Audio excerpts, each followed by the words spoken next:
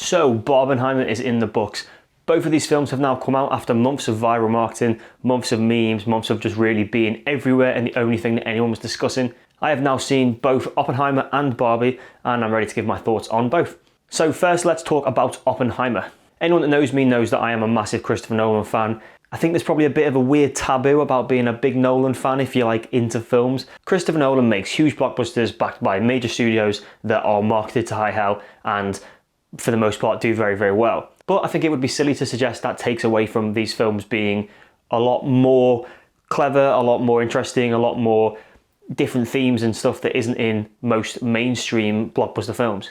And Oppenheimer absolutely continues that trend by being a 3-hour-long biopic, which just isn't a film that is usually going to sell that well or kind of do crazy numbers in a mainstream sense. But obviously with the marketing power behind it and the knowledge that it is a Christopher Nolan film, which, you know, most people just think nowadays means great film, and for the most part has, Oppenheimer was likely to always do well anyway. I don't think there's any denying that the Barbenheimer viral meme, you know, these two films going against each other at the same weekend, and interestingly not being pitted against each other. These are two films completely different in tone, scope, you know, the whole thing. But people from day one made this Barbenheimer thing about seeing both films and kind of having the duality of both, rather than in the past where we've seen a few times films come out of the same weekend and everyone's saying, I'm going to see this one instead of this one, or this one's going to do better than this one. This was a really kind of weirdly wholesome internet moment of everyone was just wanted to see both.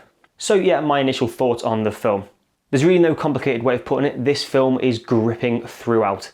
Really from minute one in this film, you are engaged. It is really, really interesting. The drama is fascinating and you're kind of constantly in that feeling of, you know, what's going to happen next and where's this going to go. I'll admit this isn't a story I knew a ton about. I know this is, you know, modern history, but it's just not something I'd really kind of learned in school or done much about. So most of this story is new to me. I think the structure of the film, whilst interesting in the Christopher Nolan way, is a bit more simplified than some of his other films. We're never really confused as to where we are on the timeline. We've got these sections that are kind of the end of the story where they're doing the trial or the court case and we're kind of looking back. And then we've got the sections that are the story being told in chronological order from start to finish. There is definitely some interesting stuff with colour that even I haven't quite necessarily worked out yet. It kind of flips the traditional cinema method in the fact that the stuff that's the most recent, as in the current day stuff, is in black and white, and then kind of when we go back into the past to tell the story, that's in full colour.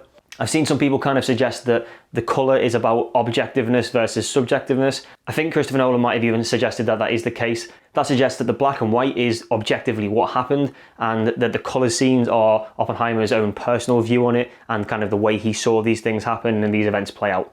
Again, it would take a cleverer mind than mine to really fully work that out, understand that. It might be something that you get more clarity on in repeat viewings. But the film is engaging from the very start and that continues the whole way through, right to the 3-hour period. The film definitely kind of takes place in the classic 3-act structure in the sense that we get about an hour of the early life, the build, the kind of what made Oppenheimer the man he was and the progression and the journey to get to World War II. Then we get the middle section is about an hour of the atom bomb tests and the kind of build up to whether or not this thing is going to work. I have to say that's probably my favourite hour of the film and I think most people would probably agree. It's the most riveting, it's the most tension. If you've seen the trailers you'll know full well what I'm talking about, but the actual test scenes of the bomb, whilst you know what's going to happen for the most part and there isn't really any stakes in the sense that, you know, it's history and we know what kind of does happen and we know it does work, he still manages to create an incredible level of tension, you know, a really kind of heart-pounding, palpable, you know, it gets you anxious on the edge of your seat type thing, you know, for that test sequence, which it's very Christopher Nolan, he's done it before, but it really is masterful filmmaking.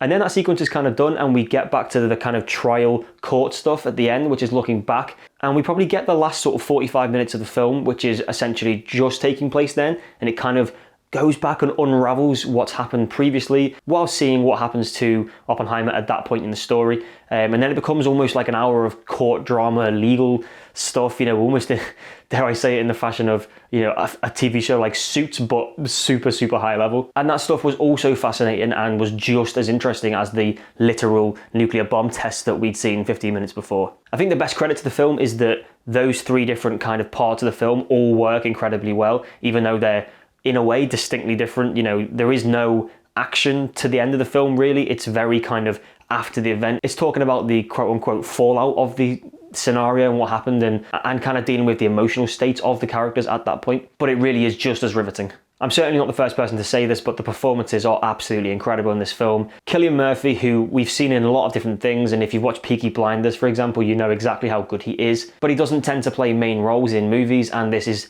definitely his kind of biggest lead role to date. He is unbelievable from start to finish. He is in most scenes of this film. He carries it in a way. I think other actors have said like it was an incredible task to actually have this much of the film be on him and to have him kind of be this good throughout. But a lot of the supporting characters are just as good. Robert Downey Jr. in a kind of government role, which is very, very different to obviously what we've seen him in Iron Man most recently, is unbelievable, and I think he's definitely going to be in the conversation for supporting actor nominations and things like that. But equally, we've got Emily Blunt, who isn't in it a ton, but is great when she is. We've got Florence Pugh, who does the same with the few scenes that she's in, and an absolute host of supporting characters that, you're kind of in that every 10 minutes someone pops up and you go, oh shit, it's that actor. And then they're just incredible for the next 10 minutes. Rami Malek, who steals the show for the last 5 minutes of the film. There isn't really enough superlatives I could say about this film. This is an incredible film. It's 3 hours long, but it never really feels like it. I think there's an element of any film being that long, you are going to have that kind of like, oh, we're still going sort of thing. But when the drama is this engaging, it just doesn't really matter, and it never really bothered me that it was that long. I'm definitely someone that normally errs on the side of films can be too long, and once you get close to that 3 hour mark, you better be justified in being there. This is one of the few films I think that does justify being that long. So in conclusion, Oppenheimer was a fantastic film. It's exactly what I expected from Christopher Nolan, who is really one of the absolute best filmmakers out there at the moment, in my opinion. He has mastered the craft, and this film shows more than anything that it's not just a big action blockbuster he can do. He can absolutely do character-driven, narrative biopic. I don't think anyone thought he couldn't, but to see this come out, alongside Barbie, which is obviously a completely different genre of film, and do so well, I think this is tracking to make incredible money, even within the first few weeks of release. Apart from everything else, it shows us a real appetite still for this type of cinema, and if the quality is there, people go and see it. Yes, the viral marketing has helped, but in a way, when reviews come out and people are saying this film is this good, well, other people are going to want to go and see it, aren't they? And it's just great to see cinemas back with this level of excitement around them. So yeah, that was my thoughts on Oppenheimer. I'm going to be doing another video shortly where I talk about Barbie, which I also loved, spoilers, but we'll get into that in a separate video. See you then.